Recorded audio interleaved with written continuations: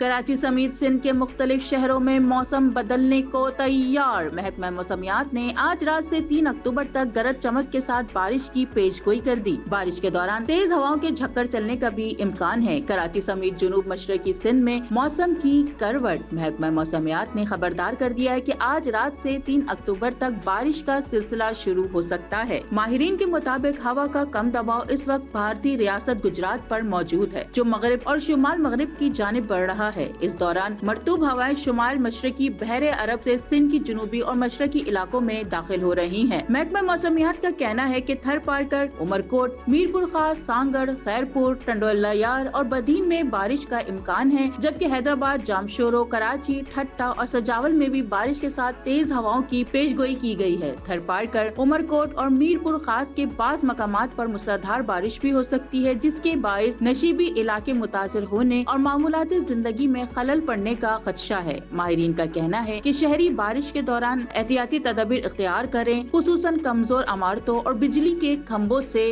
दूर रहें।